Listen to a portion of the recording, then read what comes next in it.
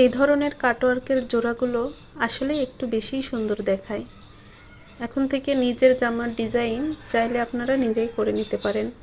আর প্রিন্টের কাপড় প্লাস এক কালার কাপড় মিলে যদি একটা গজ কাপড় দিয়ে বেশ সুন্দর করে কোনো জিনিস বানানো যায় যেটা নিজের গায়ে দিয়ে আরাম পাবেন, তো এই ধরনের জামাগুলোতে আপনি নিজেরাও চাইলে বেশ সুন্দর করে ডিজাইন করতে পারেন। তো কিভাবে সেটা করবেন সেটাই আজ আপনাদের মাঝে শেয়ার করছি। হ্যালো এভরিওয়ান, আসসালামু আলাইকুম। কেমন আছেন সবাই? আশা করছি আল্লাহর রহমতে অনেক ভালো আছেন। আমিও আলহামদুলিল্লাহ বেশ ভালো আছি। কাছে এবং দূরে, দেশ এবং দেশের বাহিরে যেখান থেকে আমার আজকের এই ভিডিওটি দেখছেন তাদের সবাইকে স্বাগতম। তো দেখুন, কাটওয়ার্কটি জোড়ার জন্য আমি এখানে দুটো কাপড় আলাদা আলাদা রঙের নিয়েছি, একটা প্রিন্টের আর একটা এক কালার। তো জামাটা এই জন্য আমি প্রথমে জোড়া দিয়েছি, আর এই জোড়ার উপর দিয়েই এক কালার কাপড় থেকে যে প্রিন্টের কাপড়টা আমি রেখেছিলাম এক্সট্রা অতিরিক্ত 1 ইঞ্চি ধরে, তো সেই 1 ইঞ্চির থেকে আবার 1 ইঞ্চি কেচি দিয়ে কেটে নিচ্ছি। আশা করছি ভিডিওটি আপনাদের ভালো লাগবে। আর যদি ভালো লেগে থাকে তাহলে প্লিজ ভিডিওটিতে একটা লাইক দিয়ে দেখা শুরু করবেন, কেননা এই ভিডিওতে আপনারা অনেক উপকারী টিপস পাবেন। তো দেখুন, আমি এখানে জামাটা কিভাবে কতটুকু সেলাই করেছি আপনারা বলে বোঝানোর চেয়ে ভিডিওটি দেখলেই বুঝতে পারবেন। আর অনুরোধ রইল, আমার এই 5 মিনিটের শর্ট ভিডিও প্লিজ কেউ স্কিপ করে দেখবেন না। তো দেখুন, এখন এর মাথাটা আমি ভেঙে দিচ্ছি, আর এরপর এখানে হিম সেলাই দেব কিংবা তুরপাই করে দেব। তো যে নাম জানেন আর কি। আবার অনেকে একে হিম সেলাই বলে, আবার অনেকে এটাকে তুরপাই করা বলে। তো আমরা এটাকে দুটো নামেই চিনি। তো আপনারা কে কোনটা বলেন সেটা আমাকে কমেন্ট করে জানাবেন। আর সেলাইটাই যে একটু কষ্ট করে দেখে নিন, কেননা বলে বোঝানোর চেয়ে কাজটা করে দেখানোটাই সহজ। আর করে দেখালে আপনারাও বুঝতে পারবেন বেশ ভালো করে।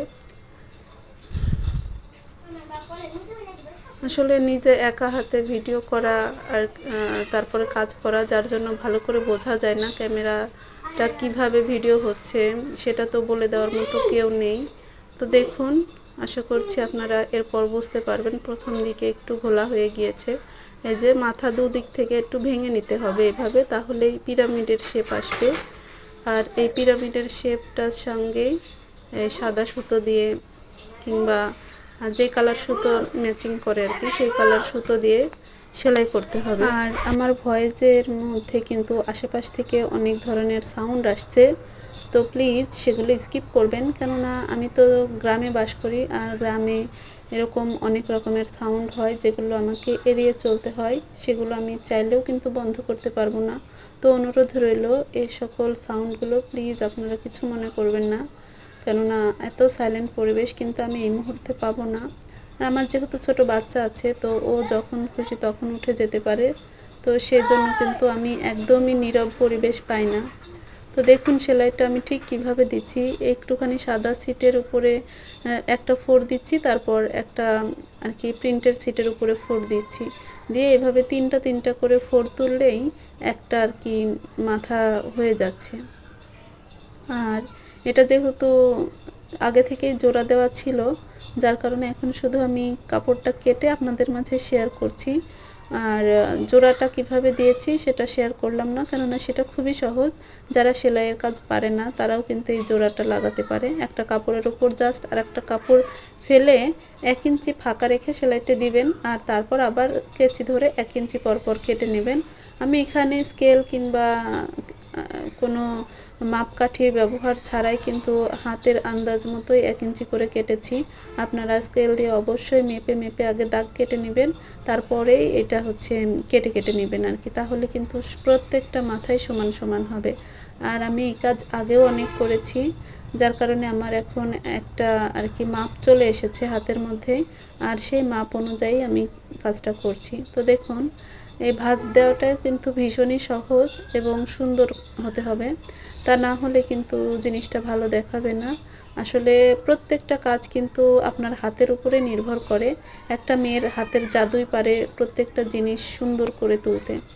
তো যতটা সুন্দর আপনার হাত দিয়ে করতে পারেন বুদ্ধি দিয়ে, ঠিক ততটাই সুন্দর হবে।